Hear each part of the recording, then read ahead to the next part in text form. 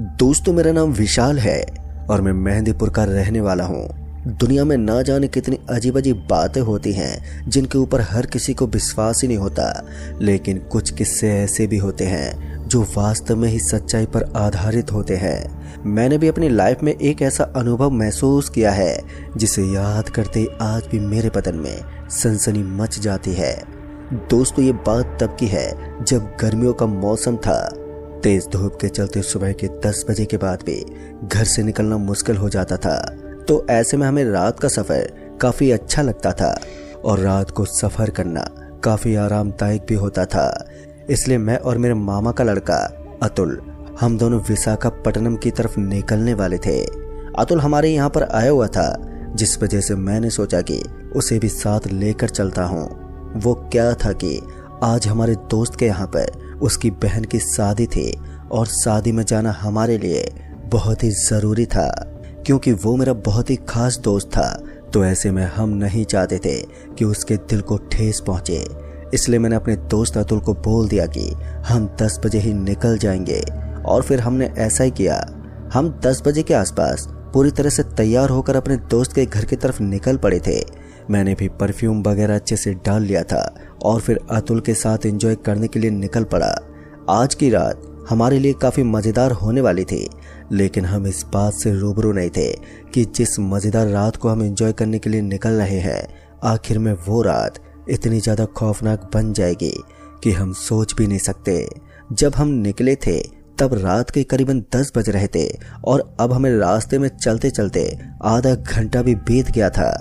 इसी बीच में और अतुल हम दोनों एक पुलिया के ऊपर पहुंचे।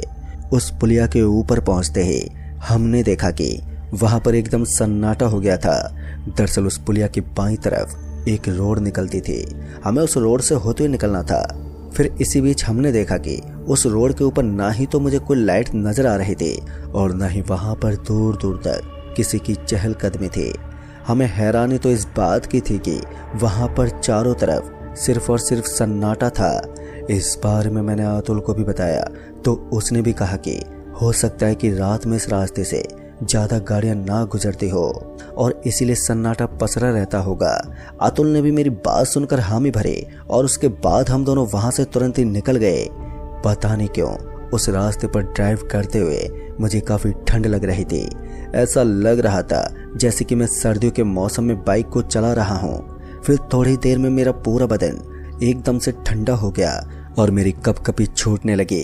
लेकिन मेरे पीछे बैठा हुआ मेरे मामा का लड़का अतुल अभी भी एकदम नॉर्मल था और उसका शरीर गर्मी के मारे तपे जा रहा था। मुझे समझ में नहीं आ रहा था कि मेरे साथ ऐसा क्यों हो रहा है, और साथ ही ऐसी तो कोई बीमारी भी नहीं हो सकती जिसकी वजह से हमें काफ़ी ठंड लग सके।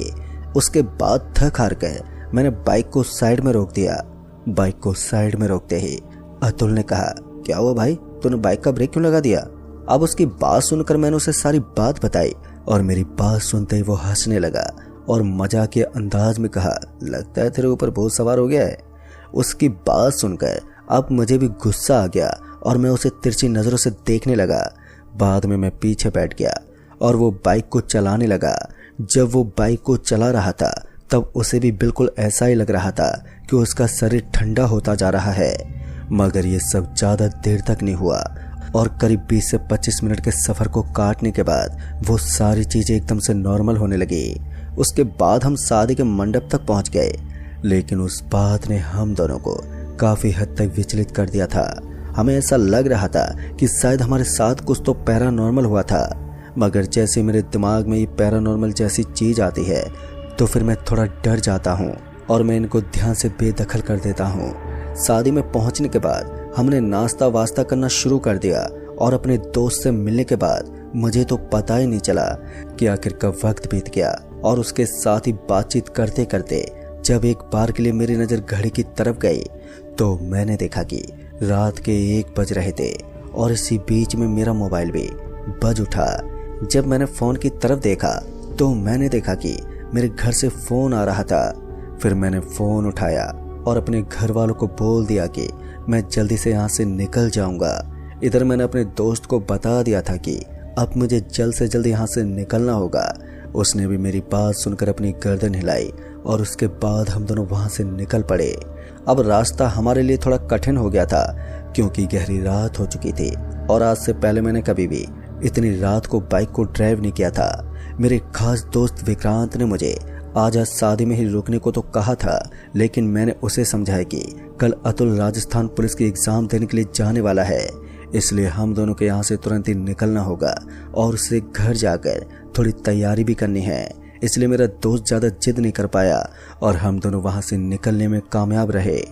दोस्तों, हमें चेतावनी देते हुए विक्रांत ने बताया कि हमारे यहाँ जो रास्ता है इसके बारे में लोग कुछ रहस्यमय चीज़ों का जिक्र करते हैं, तो थोड़ा संभल कर जाना। और इतने में ही मुझे वो ठंड वाली बात याद आ गई, लेकिन इस वक्त मैं इसका जिक्र करना नहीं चाहता था क्योंकि मैं जानता था कि इसी बात के चक्कर में काफ़ी ज़्यादा टाइम लग जाएगा और फिर घर जाने में मुझे और भी ज़्यादा लेट हो जाएगी। इसलिए मैंने गर्दन हिलाई और फिर हम दोनों बाइक को लेकर वापस से उसी रास्ते पर पहुंच गए थे जहां पर हमने पहली बार कुछ डरावना महसूस किया था। लेकिन इस बार हमने उस बात के ऊपर ज़्यादा ध्यान नहीं दिया था और बाइक को आगे की तरफ चलाते जा रहे थे। इसी बीच हमारी बाइक के साथ कुछ ऐसा हुआ जिसके बारे में हमने अपने सपने में भी नहीं सोचा था। दरअसल हमारी बाइक का तेल एकदम से नीचे बिखर गया और जैसे वो तेल एकदम से नीचे बिखरा तो उसके साथ ही बाइक सीज हो गई। इसका मतलब था कि अब हम बाइक को आगे नहीं बढ़ा सकते थे, क्योंकि बाइक का सीज होने का सीधा मतलब यही होता है कि बाइक को अब हम किसी भी हालत में स्टार्ट तो नहीं कर सकते। मैंने तो अपना माथा पकड़ लिया था क्योंकि ये पुराना इंजन बार बार मुझे परेशान करने में लगा रहता था और आज तो इसने बीच रास्ते में हद ही कर दी थी। अब मैं अपने दोस्त को फ़ोन करने के अलावा कुछ कर भी नहीं सकता था, इसलिए मैंने विक्रांत को फ़ोन किया, मगर विक्रांत ने फ़ोन अटेंड ही नहीं किया, जिस वजह से मुझे थोड़ा गुस्सा आ रहा था। मैंने लगभग उसे 8 बार फ़ोन किया, तब जाकर कहीं उसने कॉल को अटेंड किया। जैसे उसने फ़ोन उठाया तो मैंने उसे पूरी बात बता दी। अब मेरी बात सुनते हुए उसने कहा कि तुम दोनों इस वक्त कहाँ पर हो? तो मैंने उसे उसी रास्ते के बारे में बताया जहाँ पर एक काले रंग का बोर्ड लगा हुआ था और उसके ऊपर लिखा हुआ था ढलोड की रोड। मेरे मुंह से ये सुनते हुए उसने ध्यान से सुनते हुए कहा, क्या क्या बोला तुमने? फिर मैंने दोबारा उसे उसी रास्ते का नाम लिया तो उसने कहा, जितना जल्दी हो सके तुम दोनों वहां से निकल जाओ, वो रास्ता ठीक नहीं है और बाइक को वहीं पर खड़ा कर दो, क्योंकि हमारी जान से कीमती हमारी बाइक नहीं होती। उसकी बात सुनते मेरे कान खड़े हो गए और उसके बाद मैंने वहां से तेज तेज चलना शुरू कर दिया। उसने बताया कि गलती से भी तुम दोनों आगे की तरफ मत जाना, बल्कि वापस से पीछे की तरफ ही आना, क्योंकि अगर तुम आगे गए तो तुम्हारे ऊपर खतरे बढ़ते रहेंगे। अब उसकी बात सुनते हम दोनों ने अपने कदमों को पीछे की तरफ मोड़ लिया। तभी हमारे दोस्त विक्रांत ने बताया कि अगर तुम दोनों ने गलती से भी पीछे पलट कर देखा तो तुम्हारे साथ बहुत ही बुरा अंजाम होगा। लेकिन तब तक बहुत लेट हो चुकी थी, क्योंकि मेरा मामा का लड़का वो बार बार पीछे की तरफ ही देखता जा रहा था और तभी हमें ऐसा लगा जैसे काफी सारे पेड़ एक साथ नीचे गिर रहे हो और ये आवाज इतनी ज्यादा तेज आ रही थी कि हम दोनों को जानबूझकर इधर उधर देखना पड़ा। और तभी जमीन के अंदर हलचल होने लगी। जमीन के अंदर से काले काले हाथ बाहर निकलने लगे और अब हम उन हाथों के बीच में फंस गए थे और तभी हम दोनों के पैरों को उन सभी हाथों ने जकड़ना शुरू कर दिया। अब हम पूरी ताकत लगाकर भी अपने पैरों को छुड़वा नहीं पा रहे थे। बहुत ही ज्यादा कोशिश करने के बाद मैंने किसी तरह अपने आप को छुड़वाया और अतुल भी अपने आप को छुड़वाने में कामयाब हो गया और उसके बाद हम दोनों सरपट वहां से भागने लगे। लेकिन दोस्तों, हैरानी तो हमें तब हुई जब हमने देखा कि हम भागकर वापस से उसी जगह पर आ गए हैं जहां से हम भागे थे। और तभी हमें उस सड़क के बगल में एक भिखारी टाइप का आदमी बैठा हुआ दिखा। जब मैंने सामने की तरफ देखा तो वो हाथ अभी भी जमीन से बाहर तक उखड़े हुए थे। अब हम उनके बीच में नहीं जाना चाहते थे, लेकिन उस आदमी को वहां पर बैठा हुआ देखकर हमें हैरानी हो गई, क्योंकि इस डरावनी सड़क पर वो आदमी देर रात में यहाँ पर क्या कर रहा था। यही जानने के लिए जब मैं और अतुल उसके पास जाने लगे तभी उस आदमी ने कहा, वहीं पर रुक जाओ और मेरे पास आने की हिम्मत मत करना, वरना अपनी मौत से पहले मारे जाओगे। उसकी बात सुनकर हम दोनों के कदम एकदम से रुक गए और उसके बाद उसने हमारी तरफ देखते हुए कहा, अगर तुम अपनी जान की सलामती चाहते हो तो तुम दोनों को मेरा एक काम करना होगा।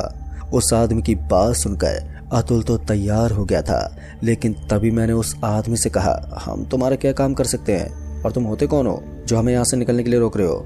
हम अपने हिसाब से भी यहाँ से निकल सकते हैं। मेरे इस जोश को सुनकर उस आदमी को थोड़ा गुस्सा आ गया और वो अचानक से अपनी जगह से खड़ा हो गया।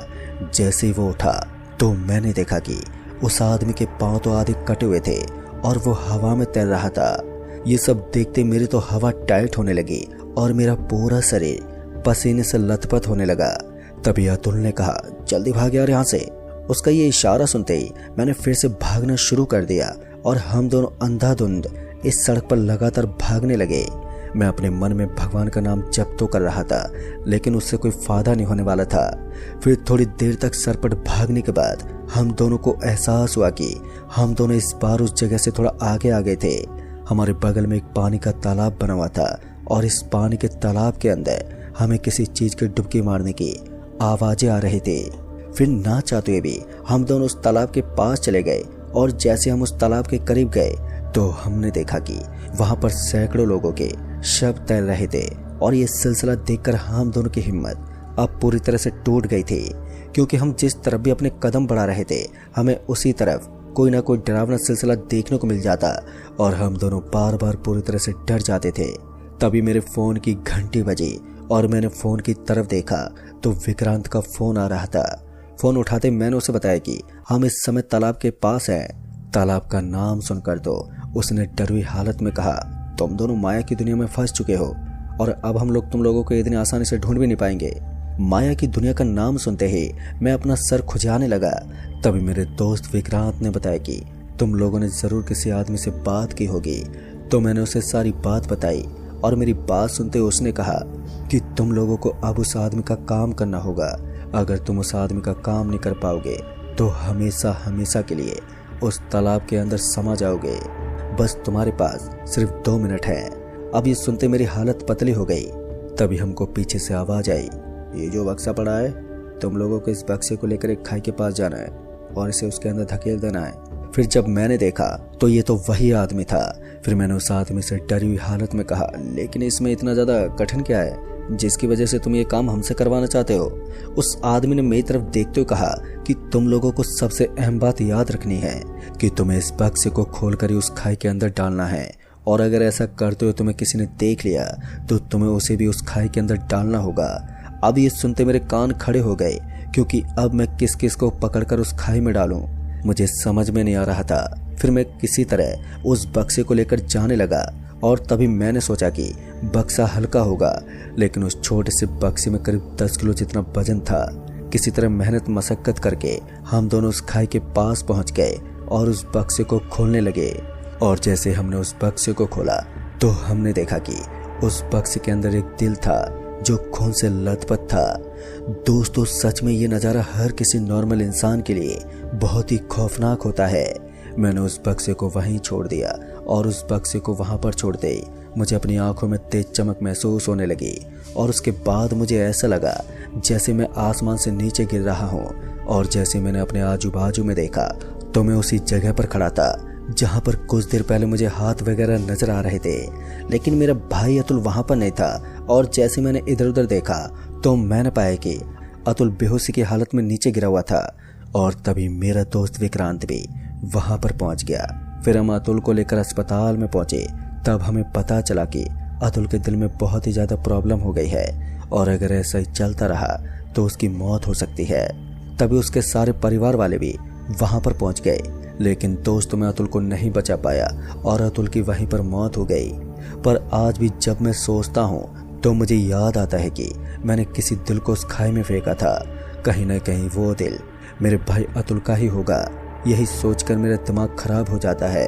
और जब मैंने ये बात अपने दोस्त विक्रांत को बताई तो उसे भी समझ में नहीं आया, क्योंकि वो भी नहीं जानता था कि उस माया की दुनिया में क्या होता है।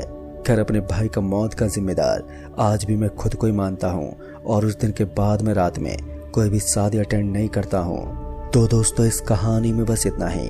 तब तक के लिए बाय एंड टेक केयर।